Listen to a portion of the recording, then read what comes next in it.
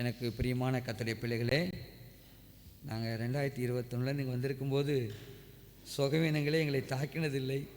கர்த்தருடைய கிருபையினாலே நாங்கள் மிகவும் ஆரோக்கியமாக இருந்தோம். இன்றைக்கு நான் எடுத்துக்கொண்ட தலைப்பு அவ்விதமாக இருக்கிறது.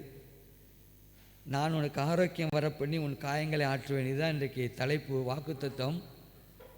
கடந்த வாரத்தில் மிகவும் சளியினாலே தொந்தரவு. இந்த மாதிரி நாங்கள் சிக்கானதே இல்லை. இடையில தருமபுரியில் ஒருவருடைய திருமணத்துக்காக சென்றிருந்தோம். அங்கே தண்ணீரை நம்ம தெரியல, ஒத்துக்கொள்ளாமல் ஒரு 3 நாள் நான் மருந்து மாத்திரை எடுக்காமல் கொஞ்சம் இருந்துட்டேன். அது கொஞ்சம் சிவியரானதுனால நம்ம கஷ்டப்படுகிறோம். ஆண்டவர் ஒருவேளை இந்த வசனத்தை நீ எந்த அளவு, நான் எந்த அளவு இதை நம்புகிறேன், விசுவாசிக்கிறேன் என்று கண்டுகொள்ளும்படியாக ஒருவேளை இது எனக்கு அனுபவித்தாரோ என்று சொல்லி நான் யோசிக்கிறேன். இன்றைக்கு முதலாவது நான் அங்கே ஞாயிற்றுக்கிழமையிலே நீங்கள் சீயோன் மடலை பார்த்தால் வாக்குத்தத்தம் என்று அங்கே எழுதியிருக்கிறது. எடுத்துக்கொள்ள எல்லாரும் எரேமியா 30:17.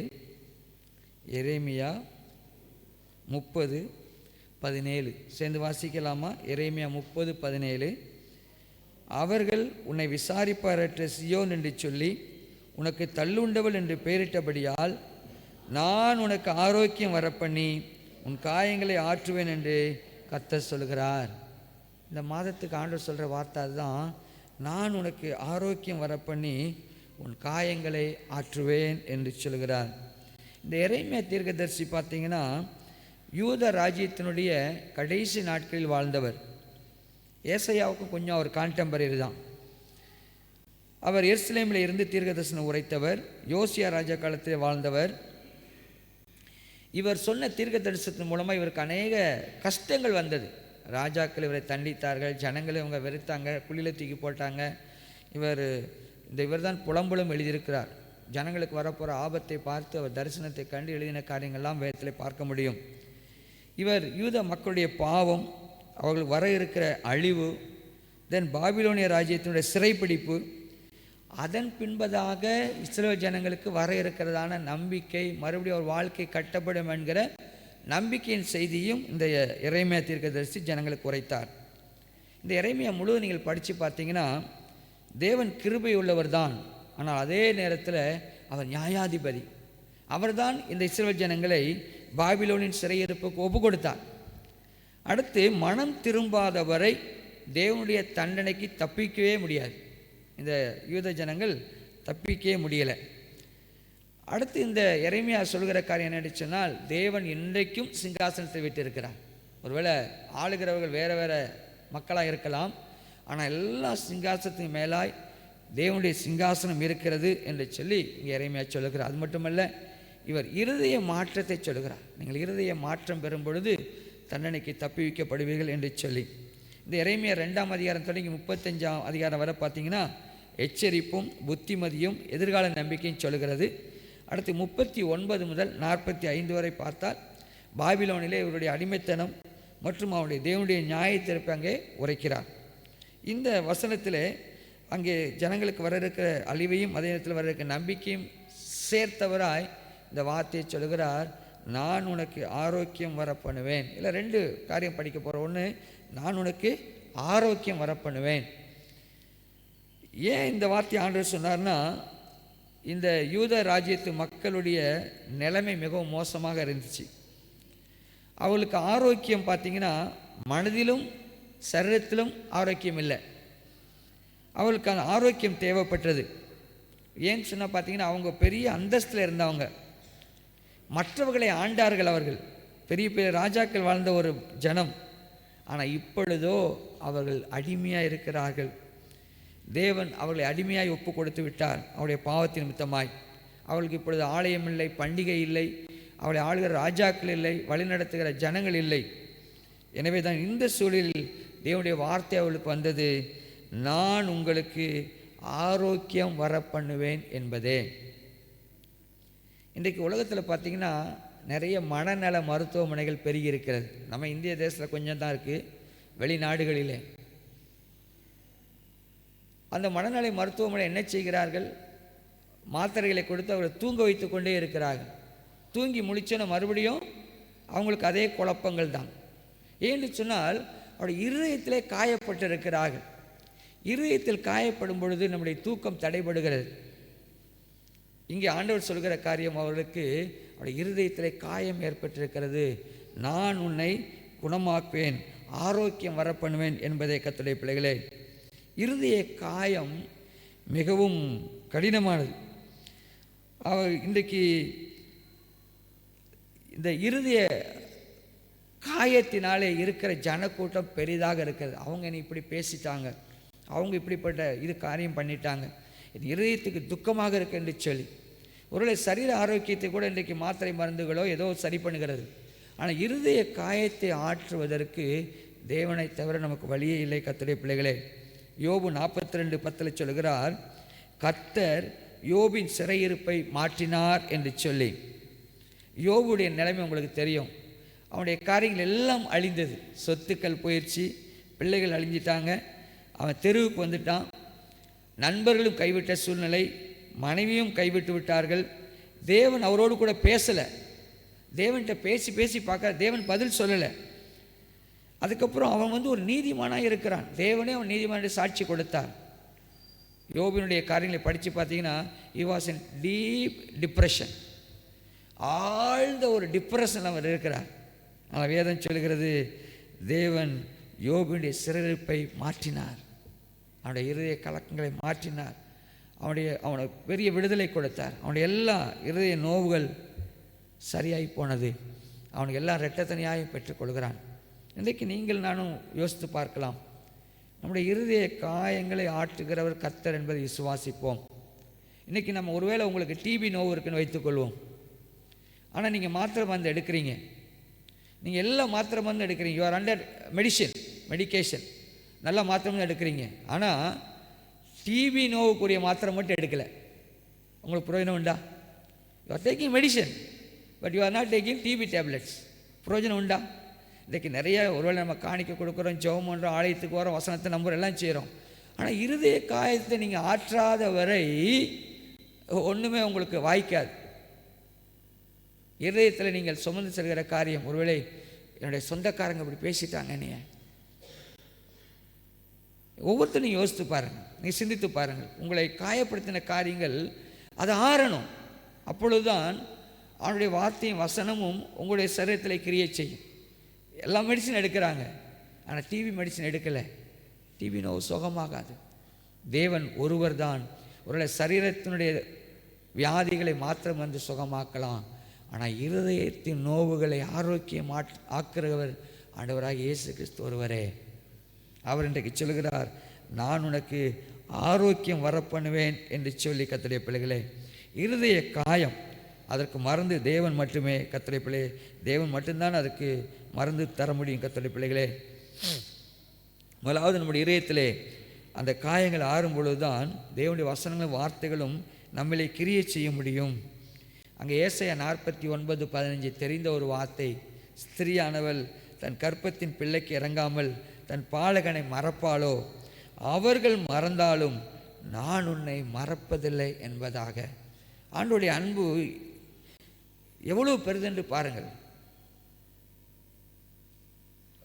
தன் பிள்ளைக்கு உதவி செய்த தாயை விட நான் பெரிய அன்புடையவராக இருக்கின்ற ஆண்டவர் சொல்கிறார். அதே போல் யாத்ராகம் 23:25 பின்பகுதியிலே, யாத்ராம் 23:25 பின்பகுதியிலே வியாதியை உன்னிலிருந்து விலக்குவேன் என்கிறார். அடுத்து சங்கீதம் 30:2 சொல்கிறார், என் தேவனாகிய கர்த்தாவே உம்மை நோக்கி கூப்பிட்டேன், என்னை குணமாக்கினீர் என்று சொல்லி. அன்றைக்கு ஜனங்கள் சரீரத்தில் மட்டுமல்ல இருதயத்திலும் காயப்பட்டிருந்தார்கள். தேவன் உங்களுக்கு நான் ஆரோக்கியம் வர பண்ணுவேன் என்று சொன்னார். இன்றைக்கு மனதிலே ஆரோக்கியத்தை இன்றைக்கு பெற்றுக்கொள்ளுங்கள் அன்பு தேவ பிள்ளைகளே. யோசேப்பின் வாழ்க்கையை எடுத்துக்கொள்ளுங்கள். அவன் ஒரு நீதிமான், கர்த்தரனோடு இருக்கிறான். ஆனால் அவன் மீது சாட்டின பழிகளை கவனித்து பாருங்கள். ஒரு பெண் விஷயத்தில் அவன் மேலே பொய் பழி சாட்டிட்டாங்க, சகோதரர்கள் வெறுக்கிறாங்க, எல்லாரும் அவனை மிஸ்அண்டர்ஸ்டாண்ட் பண்ணுறாங்க, அவன் சாகணும்னு நினைக்கிறாங்க, அடிமையாக விற்கப்படுகிறான், எல்லாம் வாலிபன். யோசித்து பாருங்கள். ஆனால் கர்த்தருடைய பிள்ளைகளே, அவன் மிகவும் ஒடுக்கப்படுகிறான். அங்கே வசனம் உண்டு, சிறைச்சாலையில் அவன் ஒடுக்கப்படுகிறான், அவ்வளோ வேதனை துன்பம். ஆனால் கர்த்தர் அவனோடு கூட இருந்தார். அவன் எல்லாவற்றிலும் விடுதலை அடைந்து எப்படி தன் பிள்ளைகளுக்கு பெயர் வைக்கிறான், கர்த்தருடைய எல்லா துக்கங்களையும் மறக்க செய்தார் என்று சொல்லி தன்னுடைய பிள்ளைகளுக்கு எப்ராயிம் மனாசே என்று பெயரிடுகிறான். என் அன்பு தேவ பிள்ளைகளே, யோசேப்பினுடைய எந்த பாடுகளோ வெறுப்போ காரியங்களோ அவனை அழிக்கவே முடியலை. பதிலாக அது படிக்கட்டுகளாய் மாறிற்று. இன்றைக்கு நீங்கள் சில பேர் சொன்ன அந்த காரியத்தில் இதயத்தில் காயத்தினால இருக்கிறீங்க. ஆனால் தேவன் சொல்கிறார், அந்த காயங்கள் உன்னை அழிக்க முடியாது, உன்னை ஒன்றுமில்லாமல் பண்ண முடியாது. அவைகளை நான் படிக்கட்டுகளாக மாற்ற முடியும். யோசேப்பு பிறகு கேட்குறாங்க, எப்பா எங்களை ஏற்றுக்கொள்வியான்னு கேட்கும்போது, எப்பா நீங்கள் எனக்கு தீமை செய்யலப்பா, இது ஆண்டோடைய வழிநடத்தி நினைச்ச அந்த மனப்பக்குவத்தை பாருங்கள். ஒருவேளை இன்றைக்கு தேவன் உங்களுடைய இதயத்தில் உங்களோடு பேசுகிறார். யார் என்ன சொல்லி உங்களுடைய இருதய காயங்களை உண்டாக்கியிருந்தாலும், ஆண்டவர் இன்றைக்கு நான் அவளை மன்னிக்கிறேன், அவளை விடுவிக்கிறேன், என் இருதய காயத்தை ஆற்றும், எனக்கு ஆரோக்கியத்தை கட்டளிடும் என்று சொல்லுவோம். கர்த்தருடைய பிள்ளைகளே, ஆண்டவர் சொல்கிறார், நான் உனக்கு ஆரோக்கியம் வர பண்ணுவேன் என்று சொல்லி. இன்றைக்கு நம்முடைய காயங்களோ கஷ்டங்களோ நம்மை அழிக்க இல்லை, நம்மை உயர்த்துவதற்கும் ஆசிர்வதிக்கிறதுக்கும் என்பதை நாம் மறவாதிருப்போம். ஆண்டோடைய பெயர் என்ன? நிறைய நாமங்கள். அதிலே ஒரு பெயர் யெகோவா ரஃபா. யெகோவா ரஃபா என்று சொன்னால் சுகமாக்குற ஆண்டவர், நானே உன் பரிகாரி என்று சொல்கிறார். அதனுடைய ஹீப்ரு வார்த்தை ஐ எம் யுவர் டாக்டர், நான் உன்னுடைய மருத்துவர் என்று சொல்கிறார் ஆண்டவர். அடுத்து ஆண்டவருக்கு 39 அடிகள் அடிக்கப்பட்டுச்சு. இப்போது அந்த மெடிக்கல் டிபார்ட்மெண்ட்டில் 39 கேட்டகரிஸ் ஆஃப் டிசீஸ்ன்னு கண்டுபிடிச்சிருக்கிறாங்க. இப்போ கண்ணில் உள்ள வியாதிகள், இதயத்தில், அப்படி 39 கேட்டகரிஸ் பண்ணியிருக்கிறாங்க. அந்த 39 அடிகளும் நம்முடைய 39 வகையான வியாதிக்கு மருந்தாக தேவன் ஏற்கனவே சுமந்து தீர்த்து விட்டார். தேவன் ஆரோக்கியத்தை ஏற்படுத்தி இருக்கிறார். அடுத்து ஆரோக்கியம் என்பது it's a part of salvation. ரட்சிப்பின் ஒரு பகுதியாக ஆண்டவர் ஆரோக்கியத்தை வைத்திருக்கிறார். ஆரோக்கியம் ரட்சிப்பில் அடங்கி இருக்கிறது. சரீர சுகம் அந்த ரட்சிப்பில் இருக்கிறது. நிறைய பேர் ஏன் வியாதி நம்ம விட்டு போகலைன்னா we take ownership of that disease. சுகராங்க அது என்னை விட்டு போகாது, அப்படி பிடிச்சி வச்சுக்க வேண்டியதுதான். பிபியாங்க அது என்னை விட்டு போகாது. You claim the ownership of that disease, don't claim the ownership. இதுவும் என்னை விட்டு போக முடியும். நம்முடைய சரீரம் தேவனுடைய ஆலயமாக இருக்கிறது. வியாதிகள் உங்களை மேற்கொண்டு இருக்கிறதா? சரீரமே இது ஆண்டோடைய ஆலயம், உனக்கு இங்கே இருக்க இடம் இல்லை, போ அப்படின்னு சொல்லி பழகுங்கள். விசுவாசத்தினால் அறிக்கை செய்யுங்கள். தேவன் சிலுவையிலே எல்லாவற்றையும் செய்து முடித்திருக்கிறார். அங்கே சங்கீதம் 103:3 சொல்கிறது, அவர் உன் அக்கிரமங்களெல்லாம் மன்னித்து உன் நோய்களையெல்லாம் குணமாக்கி உன் பிராணனை அழைக்கு விலைக்கு மீட்டு உன்னை கிருபையினாலும் இரக்கங்களாலும் முடிசூட்டி நன்மையினால் உன் வாயை திருப்தி ஆக்குகிறார். கழுகுக்கு சமானமாய் உன் வயது திரும்ப வாழ வயது போலாகிறது.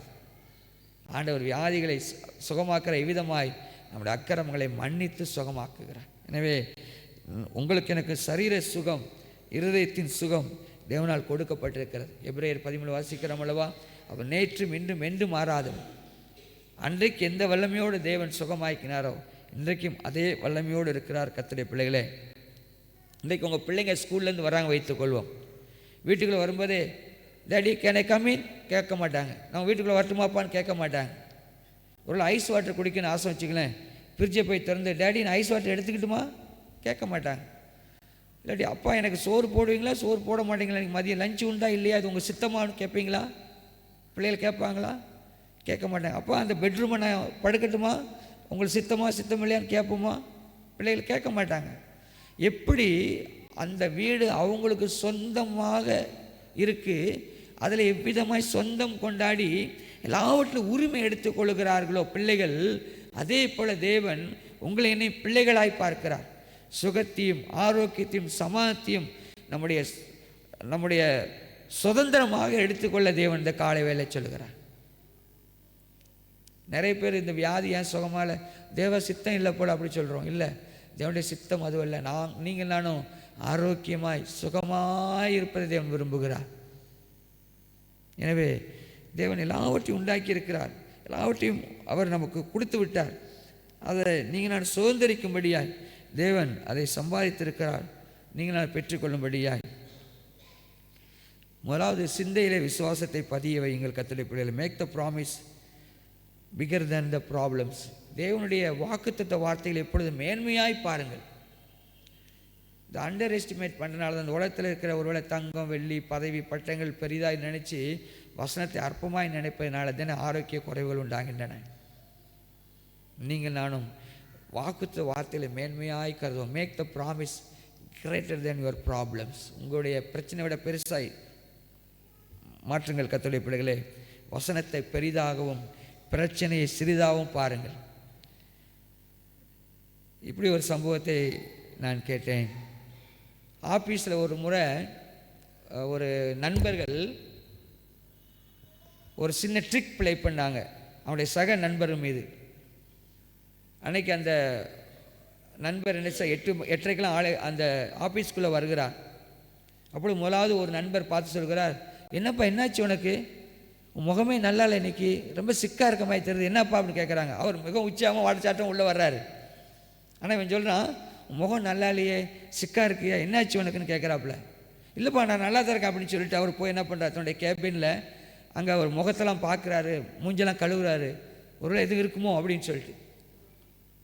அப்புறம் ஒரு 9:30க்கு இன்னொரு நண்பர் அவரை சந்தித்து, என்னாச்சுப்பா இன்றைக்கி டல்லாக இருக்கிற, எப்போ இருக்கிற உற்சாகம்ட்ட இல்லையே, என்னாச்சு, எதுவும் குடும்பத்தில் கஷ்டமா அப்படின்னு கேட்குறாரு.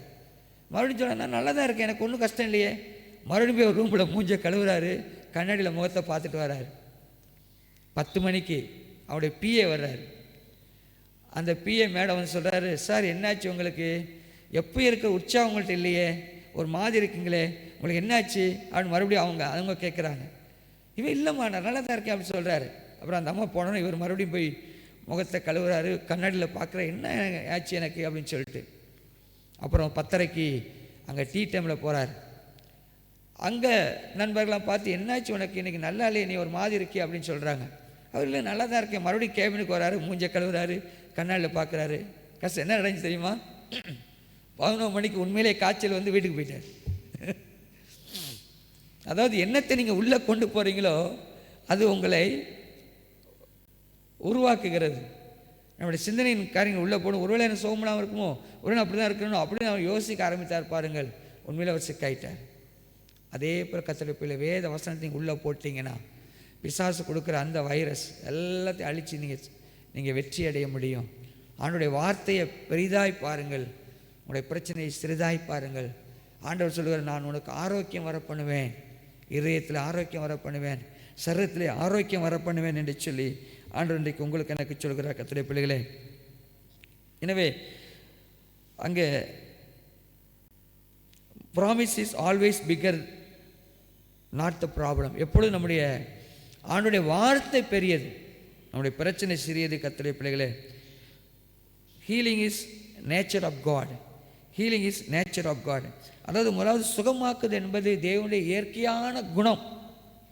இன்றைக்கி நிறைய பேர் இயேசுவை இரட்சகராக ஏற்றுக்கொண்டிருக்கிறாங்க. சாட்சியை கேட்டிங்கன்னா, அவர் எனக்கு கேன்சர்லேருந்து விடுதலை கொடுத்தார், டிபிலேருந்து விடுதலை கொடுத்தார், ஆக்சிடென்ட் என்னை பாதுகாத்தார். நிறைய அற்புதத்தின் மூலமாகத்தான் அநேகம் பேர் ஆண்டவராகிய இயேசு கிறிஸ்துவை கண்டு கொண்டிருக்கிறார்கள். எனவே healing is a nature of God.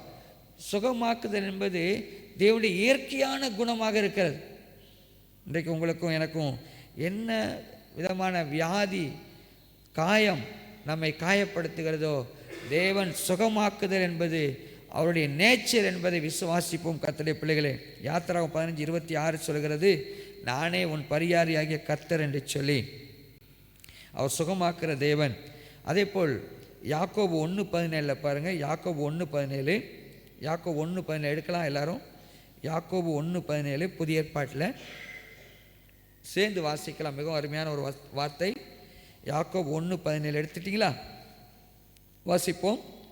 நன்மையான எந்த ஈவும் பூரணமான எந்த வரமும் பரத்திலிருந்து உண்டாகி ஜோதிகளின் பிதாவினிடத்திலிருந்து இறங்கி வருகிறது. அவரிடத்தில் யாதொரு மாறுதலும் யாதொரு வேற்றுமை நிழலும் இல்லை. என்ன அர்த்தம்? எல்லா நன்மையும் பரலோகத்திலிருந்து ஆண்டவரிடத்தில் நமக்கு வருகிறது. சரியா? அது இவர் பாஸ்டராக இருக்கார், இவர் கொஞ்சம் கொடுப்போம், இவர் பாஸ்டராக இல்லை, இவர் கொடுக்க வேண்டாம் இல்லை. அவர்கிட்ட எந்த மாறுதலும் இல்லை. அவரை தேடும் பொழுது அவர் எல்லாருக்கும் எல்லா ஆரோக்கியம் நன்மைகளையும் ஆசுவத்தையும் பரலோகத்திலிருந்து அவர் அனுப்பி தருகிறார் கர்த்தருடைய பிள்ளைகளே. அடுத்து இந்த சுகமாக்குற வல்லமையை, சுகமாக்குதலை இயேசு கிறிஸ்துவின் ஊழியம் நமக்கு கன்ஃபார்ம் பண்ணுது. இயேசு கிறிஸ்து ஏதோ சாப்பாடு ஜனங்களுக்கு போட்டார், ஏதோ போதனை கொடுத்துட்டு போகலை, அவர் அற்புதங்களை செய்தார். எனவே miracle is a part of Jesus ministry. அவருடைய ஊழியத்தினுடைய ஒரு பகுதியாக இருந்தது அற்புதம். யாராச்சும் வியாதி சுகமாக வரும்போது இது கடவுளுடைய சித்தம்ல, நீ போப்பா அப்படின்னு ஆண்டவர் திருப்பி அனுப்பலை. யாரெல்லாம் வந்தாங்களோ எல்லாருக்கும் சுகம் கொடுத்தார். நிறைய நேரத்தில் இது தேவ சித்தம்ல போல அப்படி நினச்சி நம்ம நினச்சி விட்டுடுறோம். தொடர்ந்து ஆண்டவரிடத்தில் கேளுங்க, ஆண்டவரே இந்த வியாதி என் சிரத்தை இருக்கக்கூடாது, என்னை விட்டு இது போகணும். நீங்கள் ஜெபம் பண்ணுங்கள். உங்களை துன்பப்படுத்துகிற, உங்களுடைய இதயத்தை காயப்படுத்துகிற எல்லா வியாதிகளிலிருந்தும் கர்த்தரால் சுகம் கொடுக்க முடியும். அதை விசுவாசிங்கன்னு சொன்னால் சுகம் அவருடைய நேச்சராக இருக்குது. ரெண்டாவது, சுகம் இயேசுடைய ஊழியத்தில் வெளிப்படுத்தப்பட்டு இருக்கிறது. அங்கே அப்போஸ்தலர் 10:38 சொல்லுகிறது. அப்போஸ்தலர் 10:38 எடுத்துக்கோங்க, ரொம்ப அருமையான ஒரு வசனம். அப்போஸ்தலர் 10:38 சேர்ந்து வாசிக்கலாம். அந்த வார்த்தையே ஒரு ஜீவனை கொடுக்கும். அப்போஸ்தலர் 10:38 வாசிப்போமா? அப்போஸ்தலர் 10:38 வாசிக்கலாம். நசரேயனாக இயேசுவை தேவன் பரிசுத்த ஆவியினாலும் வல்லமையினாலும் அபிஷேகம் பண்ணினார். தேவன் அவருடனே கூட இருந்தபடியினாலே அவர் நன்மை செய்கிறவராயும் பிசாசின் வல்லமையில் அகப்பட்ட யாவரையும் குணமாக்குகிறவராயும் சுற்றித்திருந்தார். The healing comes from God, the sickness comes from the devil. பிசாசு யாரெல்லாம் வியாதியில் பிடிச்சி வச்சிருந்தானோ அவங்களாம் இயேசு விடுவித்தார்னு வார்த்தை சொல்லுது. எனவே இயேசு கிறிஸ்து சுகமாக்குகிறவர். நேற்று இன்று என்றும் மாறல. இன்றைக்கு அந்த இயேசு இருக்கிறார். அவர் பரிசுத்த ஆவியினார் நம்மோடு கூட இருக்கிறார். கர்த்தருடைய பிள்ளைகளே, அவர் வந்த எல்லாரையும் சுகமாக்கினார். இது தேவ சித்தமில்லை என்று சொல்லி யாரையும் ரிட்டர்ன் அனுப்பலை. அதை விசுவாசிப்போம். சுகமாக்குதல் தேவனுடைய விருப்பமாக இருக்கிறது. Healing is his nature. அடுத்தது, this healing is sealed in the atonement of Jesus Christ. இந்த சுகமாக்குதல் சிலுவையிலே அடையாளமாய் கொடுக்கப்பட்டிருக்கிறது. இந்த சிலுவையிலே இந்த சுகமாக்குதல் என்பது அவருடைய மரணத்தினாலே முத்தரிக்கப்பட்டிருக்கிறது. பாருங்கள், இதை வாசிக்கலாம் எல்லாம் சேர்ந்து. ஏசாயா 53 எடுக்கலாம். ரொம்ப நீங்கள் உங்கள் கஷ்ட நேரத்திலாம் இதை வாசிங்க. நான் என்னுடைய காரியங்களை இதை வாசித்து ஆறுதல் பண்ணது உண்டு. ஏசாயா 53 4, 5 எல்லாரும் எடுங்க. 860வது பக்கம். ஏசாயா 53 4, 5 வாசிக்கலாமா? மெய்யாகவே அவர் நம்முடைய பாடுகளை ஏற்றுக்கொண்டு நம்முடைய துக்கங்களை சுமந்தார். நாமோ அவர் தேவனால் அடிபட்டு வாதிக்கப்பட்டு சிறுமைப்பட்டு எண்ணினோம். நம்முடைய மீதல் நிமித்தம் அவர் காயப்பட்டு நம்முடைய அக்கல் நிமித்தம் நொறுக்கப்பட்டார். நமக்கு சமாதானத்தை உண்டு பண்ணும் ஆக்கினை அவர் மேல் வந்தது. அவருடைய தழும்புகளால் குணமாகிறோம். ஆமென். இந்த ஹீப்ரு வார்த்தை என்ன சொல்லுதுன்னா, டிசீஸ் அண்ட் பெயின் அப்படின்னு போட்டிருக்கு. பாடுகள், அவர் நம்முடைய பாடுகளை ஏற்றுக்கொண்டு நம்முடைய நோய்களை துக்கங்களை சுமந்தான்னு போட்டிருக்குல்ல. ஹீப்ருவில் அவர் டிசீஸ் அண்ட் அவர் பெயின் அப்படின்னு எழுதப்பட்டிருக்கு. உங்களுடைய இதயத்தில் ஒருவேளை இன்றைக்கு வேதனை துன்பம் எதுவாக இருந்தாலும் இயேசு கிறிஸ்து சிலுவையிலே தன்னுடைய மரணத்தினாலே அதை ஆணி அடித்து விட்டார், அதை முத்தரித்திருக்கிறார். சுகம் சிலுவையிலே உண்டாக்கப்பட்டிருக்கிறது. அவருடைய தழும்புகளால் குணமாகிறோம் என்பதை விசுவாசிப்போம். கர்த்தருடைய பிள்ளைகளே, இது ஒரு எதிர்கால வாக்குத்தத்தம் அல்ல, இல்லாவிட்டால் கடந்த கால வாக்குத்தத்தம் அல்ல, இது நிகழ்கால வாக்குத்தத்தம். அவருடைய தழும்புகளால் குணம் ஆனீர்கள். Already you have receive the healing என்று சொல்கிறது. அதை விசுவாசிப்போம். நம்முடைய சிந்தனைகளை மாற்றும் பொழுது நம்முடைய சரீரத்தில் தேவன் ஆரோக்கியத்தையும் இதயத்தில் ஆரோக்கியத்தையும் தருகிறார். அங்கே மத்தேயு 8:17 அவர் ஏற்கனவே செய்ததாக சொல்கிறது. அதே போல் 1 பேதுரு 2:24 வீட்டில் போய் படிங்க. ரொம்ப முக்கியமான ஒரு வாசனை வாசிக்கலாமா? 1 பேதுரு 2:24 319ஆம் பக்கம் எடுக்கலாம். 319ஆம் பக்கம். அங்கே 1 பேதுரு 2:24 பாருங்கள். 1 பேதுரு 2:24 பக்கம் 319. நாம் பாவங்களுக்கு செத்து நீதிக்கு பிழைத்திருக்கும்படிக்கு அவர்தாமே தமது சரீரத்திலே நம்முடைய பாவங்களை சிலுவையில் மேல் சுமந்தார், அவருடைய தழும்புகளால் குணமானீர்கள். அப்போது இந்த குணமாகுதல் சிலுவையில் ஏற்பட்ட இந்த ரட்சிப்பிலே நம்முடைய சுகம் ஆரோக்கியம் அடங்கி இருக்கிறது. கர்த்தருடைய பிள்ளைகளே, எனவே ஆண்டவர் இந்த காலை வேளை உங்களுக்கு அவர் சொல்கிறார், நான் உங்களுக்கு ஆரோக்கியம் வர பண்ணுவேன். ரெண்டாவது அதே வார்த்தையில் சொல்கிறார், உன் காயங்களை ஆற்றுவேன்.